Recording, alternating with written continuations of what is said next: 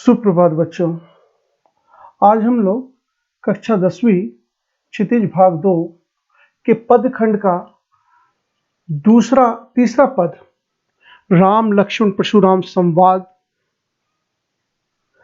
जो कि रामचरितमानस से उद्धृत है, का अध्ययन करेंगे। रामचरितमानस में ये पद जो है आपका बाल कांड में दिया गया है।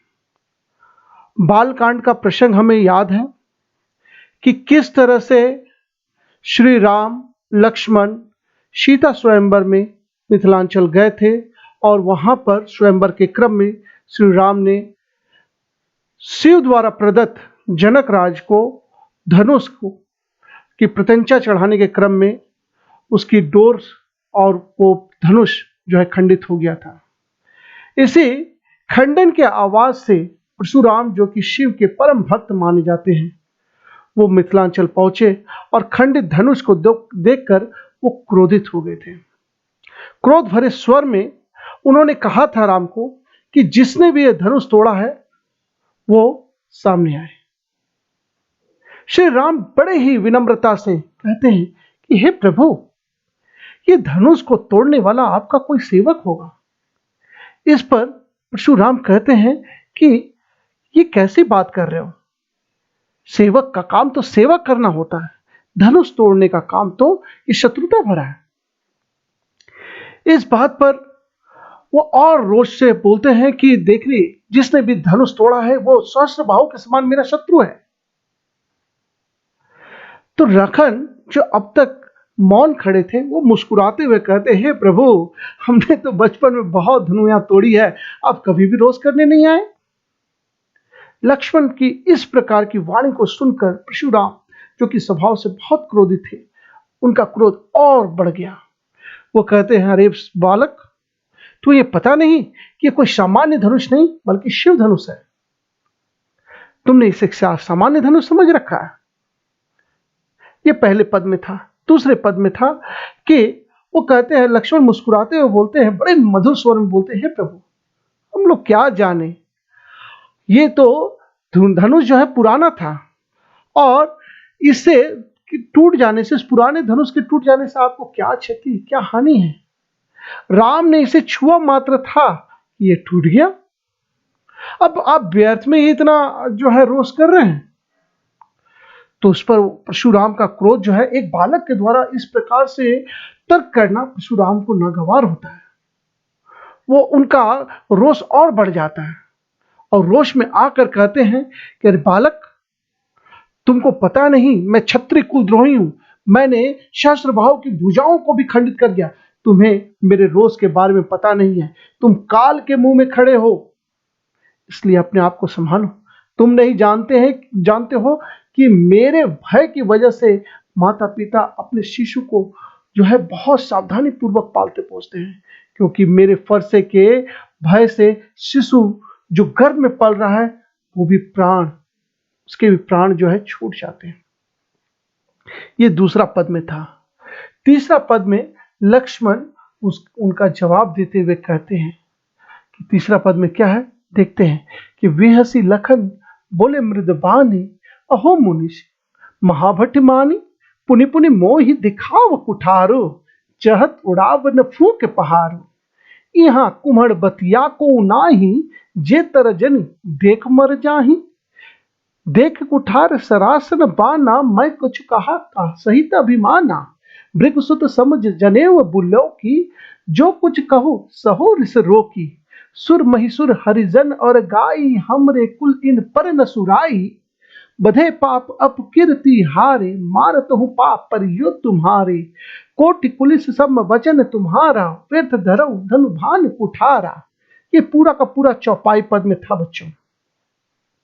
अब इसके आगे दोहा पद में कहते हैं कि जो बिलोक अनुचित कहू, क्षमा मह मुनि धीर, सुनि सरोस भृगवंश मणि, बोले गिरा गंभीर। आइए इसका पंक्तिबद्ध अर्थ देखते हैं। बेहसी मतलब होता है हंसकर। लखन बोले मृदबानी, लखन हंसते हैं। जो वो कहते हैं ना कि भाई गर्भ में पलने वाला बालक भी मेरे फरसे के प्रताप से, प्रकोप से जो है वो दम तोड़ देता है, तो उसी पर हंसते हुए कहते हैं कि मुस्कुराते हुए कि बहुत मृदु वाणी में बोलते हैं कि वाह मुनि, मैंने आपको महान योद्धा मान लिया। हे मुनि, मैंने आपको महान योद्धा मान लिया। पुनि पुनि मोहि दिखाओ कुठार। किंतु आप एक बात बताइए, बार बार मुझे कुठार दिखा रहे हैं, आप क्या चाहते हैं? चाहत उड़ावन फूंक पहाड़। आप चाहते हैं कि फूंक मारेंगे और पहाड़ उड़ जाएगा? वो अपने आप को पहाड़ मानते हैं और कहते हैं कि आप चाहते हैं कि आप फूंक मारे और पहाड़ उड़ जाए। यहाँ कुम्हड़ बतिया को नहीं। कुम्हड़ बतिया जो है वो सीताफल को कहते हैं। सीताफल हम लोग अमरूद को भी कहते हैं ना, तो सीताफल को कहते हैं। तो कहते हैं कि यहाँ पर अमरूद, जब छोटा अमरूद होता है, बालक अमरूद होता है, तो नन्हा अमरूद होता है, तो वो काफ़ी कमज़ोर होता है। कहा जाता है कि उंगली दिखाने से वो मुरझा जाता है।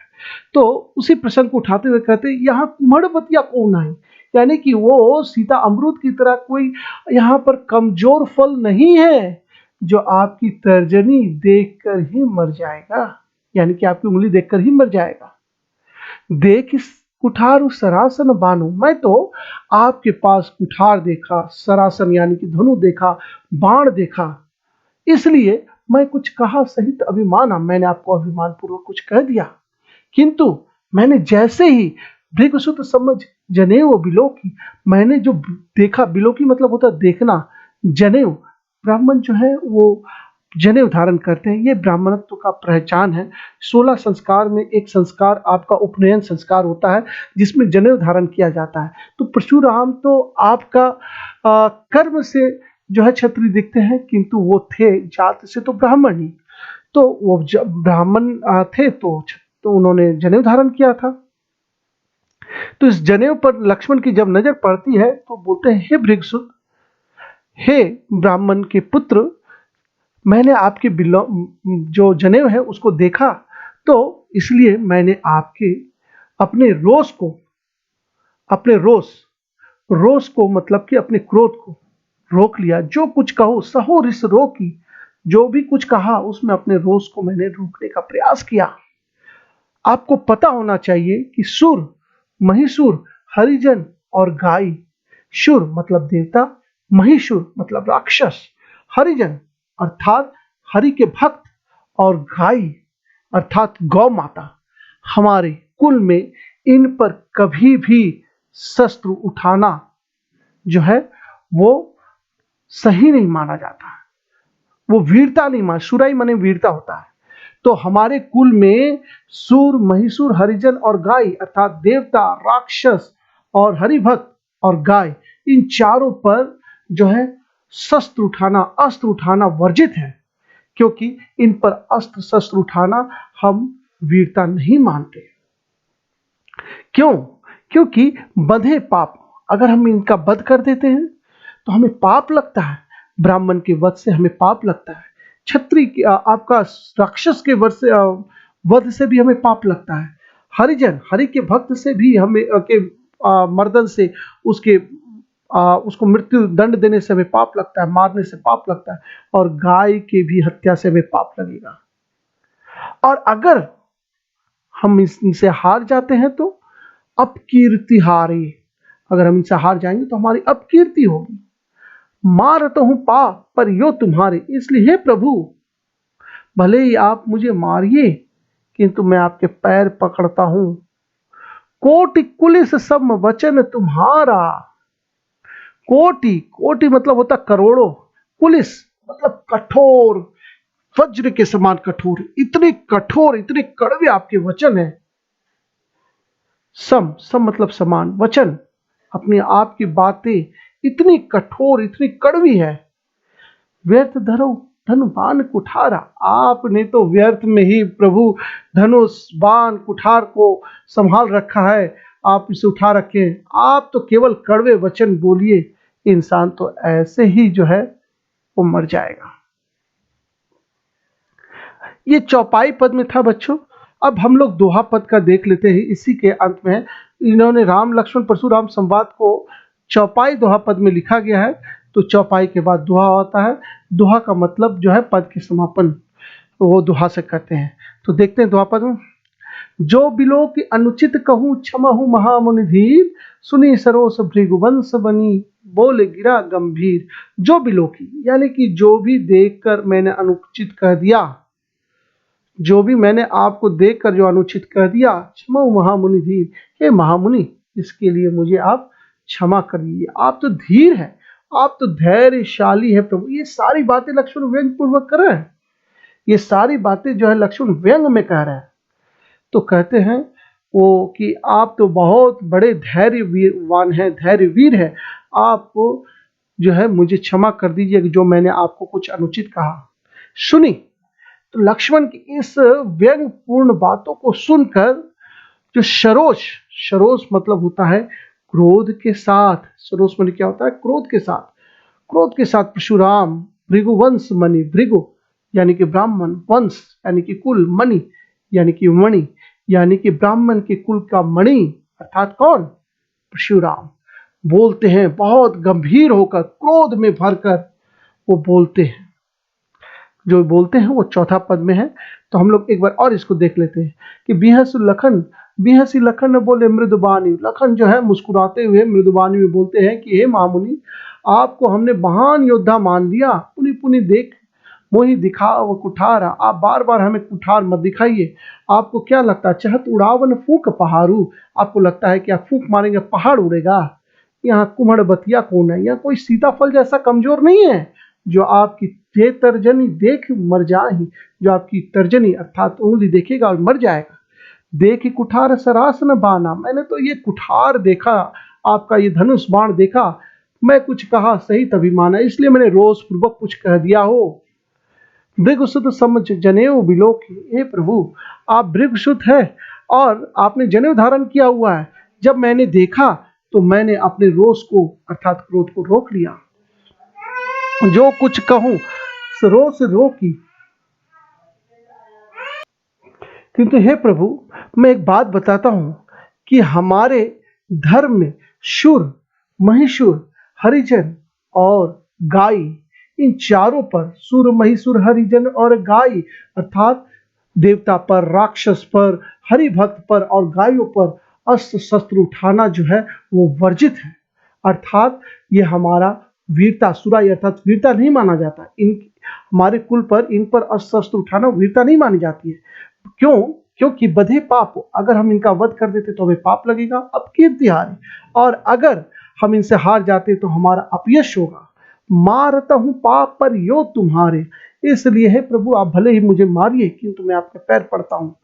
आप कोटि कुलिस सब वचन तुम्हारा, आपके वचन करोड़ों करोड़ों कठोर वचन, सम मतलब समान होता, वचन तुम्हारा, आपका वचन इतना घातक है कि आपको व्यर्थ ही धरो धनुबान कुठारा, आपने व्यर्थ में ही आपने धनुष बाण कुठार को धारण किया है, आपके वचन ही बहुत कड़वे हैं। ये चौपाई पद में था। दोहा पद में जो बिलोक अनुचित कहूँ क्षमो महामणि धीर, सुनी सरोस भृगुवंश मणि बोले गिरा गंभीर। जो भी कुछ कहा बड़े सरोस में आकर कह दिया, मैंने क्रोध में आकर कह दिया हो, तो हे महामुनि आप तो धीर है, आप तो बहुत धैर्यशाली है, धीरवान है। मैंने अगर अनुचित कहा तो आप मुझे क्षमा कीजिएगा। लक्ष्मण की इस व्यंगपूर्ण बातों को सुनकर जो परशुराम जो है सरोष में भर जाते हैं। सरोष का मतलब होता है क्रोध। भृगुवंश मणि यानी कि भृग के कुल के मणि अर्थात परशुराम बड़े गंभीर होकर कहते हैं। बच्चों इसमें एक दो जगह आपका उपमा अलंकार है, जैसे कोटि कुलिस सम वचन तुम्हारा उपमा अलंकार है। हम लोग शिल्प दृष्टि से भी इसको देख लेते हैं। पुनि पुनि में पुनरुक्ति प्रकाश अलंकार है, ठीक है।